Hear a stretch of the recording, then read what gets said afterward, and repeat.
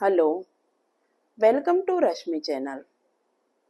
આજના વિડીયોમાં આપણે જોઈશું કે બાળકનું વજનમાં વધારો, બ્રેઇન ડેવલપમેન્ટ, બોનની મજબૂતી અને ઇમ્યુનિટી.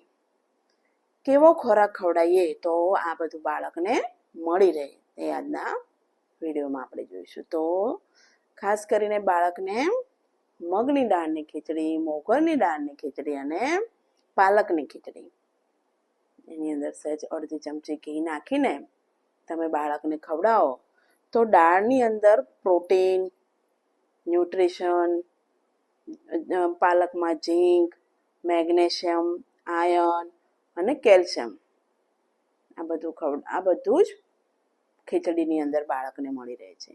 જેથી બાળકને ખાસ કરીને ખીચડી ખવડાવવી જોઈએ. ખીચડીની અંદર ખીચડી ખાસ એકદમ બોઇલ થઈ ગયેલી હોવી જોઈએ અને મેશ કરીને ખવડાવવી જોઈએ. પછી બીજું, આલુ, બટેકા છે અથવા તો દાણા છે, વટાણા છે અને ગાજર છે, એ બાળકને બોઇલ કરીને મેશ કરીને એમાં સહેજ હળદર નાખીને બાળકને તમે ખવડાવો તો હળદરના કારણે બાળકને ઇમ્યુનિટી પણ મળે છે અને બાળકને પેટ ભરવાનો સંતોષ પણ મળે છે. પછી મગફળીનો પાવડર. મગફળીના પાવડરની અંદર હાઈ પ્રોટીન બાળકને મળી રહે છે, જેથી કરીને બાળકના મસલ્સ મજબૂત બને છે અને વજન વધવામાં પણ મદદરૂપ થાય છે. મગફળીનો પાવડર ખાસ ધ્યાન રાખવાનું કે મગફળીને વ્યવસ્થિત શેકીને અને પછી એનો પાવડર બનાવવો જોઈએ અને એ પાવડર ખીચડીની અંદર અથવા તો ગાજર છે, બટેકો છે, તમે બોઇલ કરીને મેશ કરીને પીવડાવો ત્યારે એની અંદર થોડો ઘણો નાખવો જોઈએ.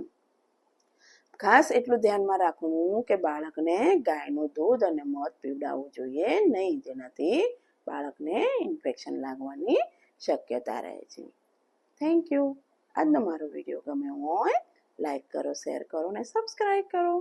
કોમેન્ટમાં તમારે ફૂડ રેસીપી વિશે કાંઈ પણ જાણવું હોય તો લખી શકો છો.